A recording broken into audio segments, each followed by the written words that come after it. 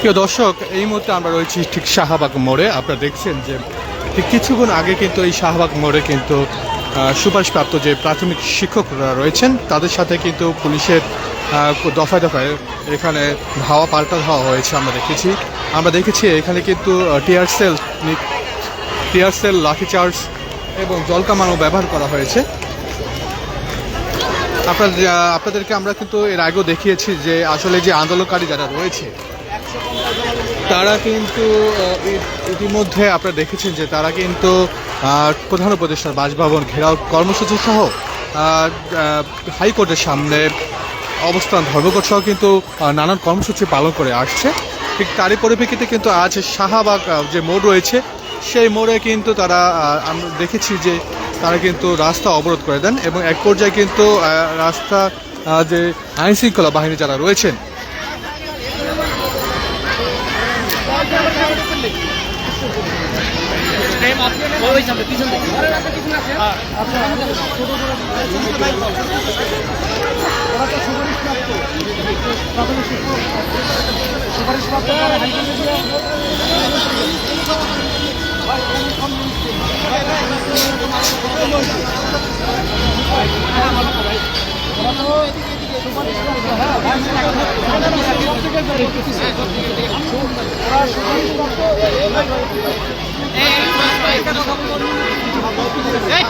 সামনে আসুন ভাই, একবারে দেন ভাই, আইল্যান্ডের উপর দাঁড়ান ভাই, আইল্যান্ডের উপর দাঁড়ান ভাই।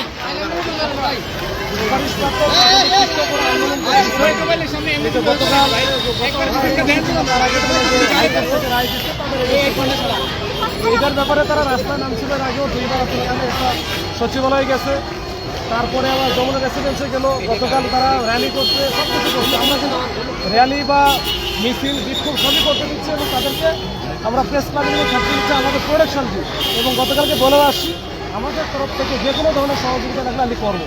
এবং ওরা কিন্তু এটা বলছে যে আপনারা বলে আমরা কোনো সব কিছু করবো।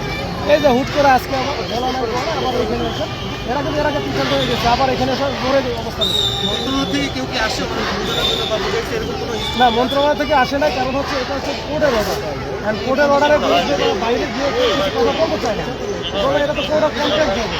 এই কারণে আমরাও কিন্তু খুব বেশি কিছু করতে পারতেছি না। তারপরে আমরা যেসব জায়গায় বাড়ানো দরকার ছিল, ওরা নক করা দরকার ছিল, আমরা ছাড়াইছি, নক করছি। আমি বলছি আরও যদি নক করা লাগে আমরা তো একটা কমিউনিকেট করে দিতে এটা বিজি, এর বাইরে তো আসলে আমাদের তেমন কিছু নাই করার নাই। যেন ওদেরকে আমরা শান্ত রাখতে পারি, ওদেরকে বারবার বলছি তোমরা শান্তি শৃঙ্খলাভাবে থাকো, কেউ কিছু বলতে পারে, আমরা করে থাকি।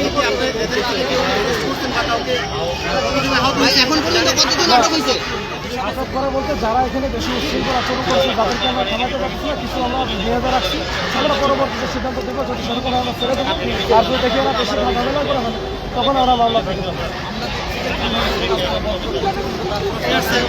না না, মেয়েদের তো আসলে ওইভাবে কলকুলেট করা যায় না, আমরা তো ইচ্ছা করলে সে বেশ পারি। এখন আমাদের যে মেয়েগুলো আছে আমরা চেষ্টা করছি এরা যাবে চায় না। এখন ছেলেগুলো আমরা যারা ছেলে হলে তখন ওরা থাকতো না, কিন্তু মেয়েগুলো আমরা যেহেতু তাদেরকে কোনো কিছু করতে পারতেছি না। এটা আমরা জানতে পারি যে তাদের কতজনকে আটক করা হয়েছে। পরবর্তী পদক্ষেপ ওদের কিছুক্ষণ ধৈর্য ধরার চেষ্টা করতে চলে যায়, ভালো রিকোয়েস্ট করি। না হলে এখন এই যে অনেকক্ষণ থেকে নাকি আছে, এখন এমনি আহত হয়ে যায়। এগুলো আমরা চাচ্ছিল যে নতুন করে কোনো কিছু করতে থাকুক, ওরা যেন আহত না হয়, ওরা যেন অসুস্থ না হয়, এটা আমাদের দেখা। হ্যাঁ ভাই, এটা সব জায়গায় আছে, প্রতিদিনই হচ্ছে। আগে তো 5 আগস্টের পরবর্তীতে এখন কিন্তু বাড়তেছে। আটকের ব্যাপারে কি বলে? আটকের ব্যাপার আটক করা হয়নি, তাদেরকে নেওয়া হয়েছে। কেন নেওয়া হয়েছে ভাই বলতেছিলেন? কেন নেওয়া হয়েছে? কেন নেওয়া হয়েছে বলতেছিলেন? কেন নেওয়া হয়েছিল মানে কেন নেওয়া হয়েছে? এখানে ওরা তো রাস্তায় তো এইভাবে দখল করতে পারে না বা কোনো তৈরি করতে পারে না। আপাতত এখান থেকে বিরত করার জন্য রাখা হয়েছে। পরে প্রিয় দর্শক, আমরা আপনাদেরকে সরাসরি দেখানোর চেষ্টা করলাম যে রমনা বিভাগের যে ডিসি রয়েছেন সে কিন্তু আমাদের ইতিমধ্যে জানিয়েছেন যে এখান থেকে কিন্তু কিছু আন্দোলনকারীদেরকে ইতিমধ্যে নেওয়া হয়েছে থানাতে এবং এইভাবে আসলে রাস্তা আটকে আন্দোলন করাটা যৌক্তিকতা নেই।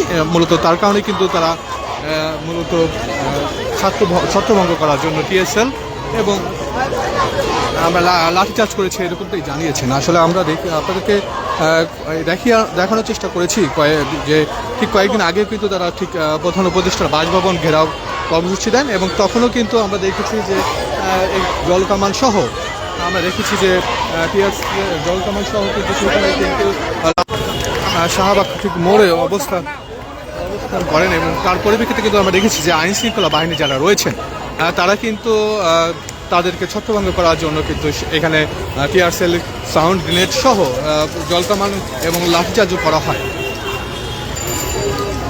মূলত আসলে ঢাকা এবং চট্টগ্রামের বিভাগে যে প্রাথমিক নিয়োগ হয়েছিল সেই সুপারিশপ্রাপ্ত শিক্ষকদের কিন্তু হাইকোর্ট থেকে একটি রায়ের মাধ্যমে কিন্তু সেই নিয়োগ বাতিল করা হয় এবং সেই বাতিলের পরিপ্রেক্ষিতে কিন্তু যারা সুপারিশপ্রাপ্ত শিক্ষক রয়েছেন তারা কিন্তু প্রায় দীর্ঘদিন যাবৎ আন্দোলন করে আসছেন এবং সেই আন্দোলনের কর্মসূচি হিসেবে আমরা দেখেছি প্রধান উপদেষ্টার বাসভবন ঘেরাও সহ হাইকোর্টের সামনে অবস্থান ধর্মঘট এবং পাশাপাশি আমরা দেখেছি যে তারা প্রেস ক্লাবের সামনে কিন্তু তারা লাগাতার কর্মসূচি সহ ঠিক আজকে কিন্তু তারা শাহবাগে যে মোড়টা রয়েছে সেখানে কিন্তু তারা রাস্তা অবরোধ করে রাখেন।